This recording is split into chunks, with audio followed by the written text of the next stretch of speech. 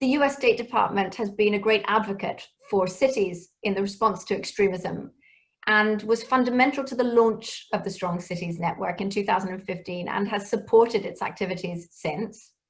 We are grateful to you for your continued partnership, and I am delighted to introduce Mr. Christopher Harnisch, Deputy Coordinator for Countering Violent Extremism at the US Department of State. Mr. Harnisch, the floor is yours.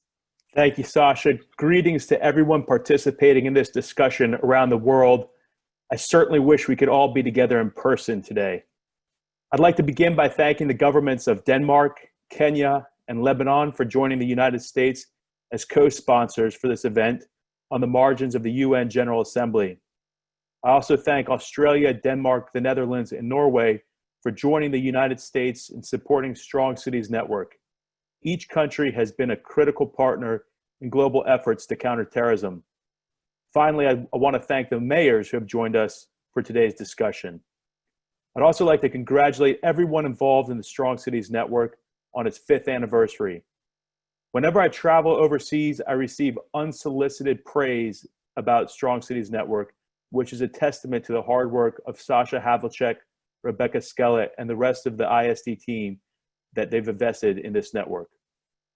The last 5 years have brought a lot of change to the world, and the need for a global forum for local governments to discuss their role in countering radicalization and recruitment to terrorism remains as relevant as ever. When the network launched at UNGA in 2015, few people fully grasped the threat posed by 40,000 foreign terrorist fighters from over 100 countries leaving their homes for Syria and Iraq. A little over 6 weeks after the SCN kickoff, Paris experienced a brutal assault by ISIS, which left 130 people dead from coordinated and near simultaneous attacks across the city and the surrounding area. Although less sophisticated, deadly attacks by individuals who found inspiration from ISIS struck cities such as Nice, Berlin, London, Barcelona, and New York. Many of the attackers were previously unknown to law enforcement, but in several instances, warning signs observed by family members, friends, neighbors, and co-workers went unheeded. None of us want to be in a position where we're asking ourselves what more we could have done to prevent such tragedy. While our coalition decimated ISIS on the battlefield in Syria and Iraq, some of our toughest work lies ahead. Tens of thousands of people remain in camps in northeast Syria and Iraq, awaiting repatriation to their home countries. This includes thousands of children who are malnourished, lack adequate protection from COVID-19, have gone years without formal education. This untenable situation poses a tremendous risk to international peace and security. We continue to urge countries and governments to take responsibility for their own citizens and thank those that already have, including Bosnia and Herzegovina, Kazakhstan, Kosovo, North Macedonia, and Uzbekistan, among others. The United States, for its part, has repatriated more than 25 foreign terrorist fighters and family members from Syria and Iraq, including 15 children, and we remain committed to bringing home more. We do this because it's the right thing to do. It's right from a security perspective, and it is right from a human rights perspective. And it's the right thing to do from a moral and ethical perspective. When foreign terrorist fighters and their accompanying family members return home from Syria and Iraq, they will require an enormous amount of help from their extended family, neighbors, educators, mental health professionals, and social workers to help them become peaceful and productive members of society. We cannot overstate how critical it is that local governments work in close partnership with their national government and community leaders to ensure rehabilitation and reintegration efforts are coordinated and contribute to a comprehensive effort to prevent future terrorist attacks and protect our citizens. We are grateful to the SCN members who are already playing a role in rehabilitation and reintegration efforts, especially those in the Western Balkans. In North Macedonia, for example, the municipality of Kumanovo has partnered with SCN to launch a community action team so that reintegration and long-term prevention efforts at the community level are embedded into local services and that capacity is built among multiple stakeholders. Because of the important role of local governments that they should play in rehabilitation and reintegration, the State Department is supporting the expansion of SCN into Central Asia, a region where a significant number of foreign terrorist fighters came. Last December, we sponsored a regional SCN workshop in Almaty, Kazakhstan, that focused on local government's role in these efforts. Since then, Bishkek and Panjshir became SCN's first Central Asian members, with more cities expected to join. We cannot assume ISIS will go away quietly. Their followers, in fact, will continue to pose a threat for many years. This is why we must ensure that ideas that led to the creation of ISIS, as well as the personal factors that contributed to an individual's recruitment and radicalization, do not appeal to or resonate with a new generation, especially the children who have undergone years of indoctrination from this hateful and intolerant ideology, including the children that remain in the camps in northeast Syria.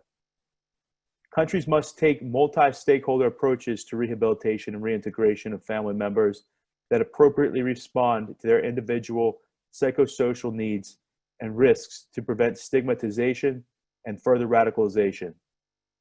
Over the last 5 years, we have seen racially or ethnically motivated terrorist attacks, also called REMT, with violent white supremacists targeting communities in Pittsburgh, Christchurch, El Paso, Hala, and elsewhere. The United States takes this threat by REMT actors seriously and continues to take action to combat it, including the historic designation earlier this year of the Russian imperial movement and its leaders as specially designated global terrorists. This was the first time the State Department designated a white supremacist group. We plan to also support a series of SCN engagements in Central Europe focused on the REMT threat. Working with the U.S. Department of Homeland Security, these trainings will help local government officials identify effective strategies to work with their national governments and community leaders to push back against individuals and groups who violently target Jews, Muslims, members of other religious or racial minority groups, immigrants, LGBTQ individuals, and other perceived enemies. Whatever the ideology, local governments often have a comparative advantage over their national level counterparts when it comes to preventing and countering terrorism because they operate at the community level. This is why the United States supported efforts by SCN to partner with local governments in East and West Africa, the Middle East and North Africa, South and Central Asia, and the Western Balkans to promote bottom-up approaches and in some instances, build local prevention networks. Mombasa County in Kenya and the municipality of Shire in North Macedonia, for example, have long been considered hotspots for terrorist radicalization and recruitment. Thanks to efforts by local government officials, community leaders, and SCN, they now serve as models for local government officials in more effectively managing and undermining causes of terrorism. With support from Norway, SCN launched the Young Cities program in Kenya, Lebanon, and Senegal, which propelled youth voices to develop powerful messaging campaigns that reached over 1 million people and youth participatory governance models with over 50 local government leaders. In Lebanon, SCN, with support from Denmark and the Netherlands, helped the municipality of Saida launch a theological workbook that is used by imams and school teachers in religious classes and sermons. SCN also helped Tripoli open Lebanon's first office for youth affairs, which serves as a platform to bridge the gap between youth and the municipality and build a relationship of trust in the local authorities. As others will discuss in more detail, the work SCN did in Tripoli and other Lebanese municipalities has proven to be an invaluable asset for the country as it recovers from the horrific explosion in Beirut's port last month. SCN has also proved to be an indispensable forum for local governments to learn from and share with each other. The Antwerp Police Department, for example, developed a mobile app to increase cultural awareness, which was inspired by an exchange with fellow SCN member San Diego. In Kosovo, the municipality of Gilon developed a referral mechanism inspired by fellow SCN member Aarhus. In North Macedonia, several municipalities have developed community action teams inspired by SCN members in Jordan and Lebanon, as well as in the Aarhus model showcased at the 2017 SCN Global Summit. With support from the United States, SCN will soon develop resources for local governments to push back against disinformation, including messages associated with COVID-19. With everyone spending more time at home and online, terrorists have been targeting vulnerable individuals with conspiracy theories, misinformation, disinformation, and other propaganda. Local governments are often viewed as the most trusted sources of information in a community, but officials often lack the training and experience to effectively push back against such disinformation. We urge others to join us in providing resources to these critical voices. To conclude, I want to leave you with a simple message. No community should have to address the threat of terrorism in isolation. This is why the United States helped create SCN 5 years ago and why we recently expanded our support. In that time, SCN has engaged over 140 member cities worldwide, but for the network to truly reach its potential and build capacity among local community stakeholders, we need help from other governments, the private sector, and foundations. Together, we can make our communities safer for everyone. Thank you.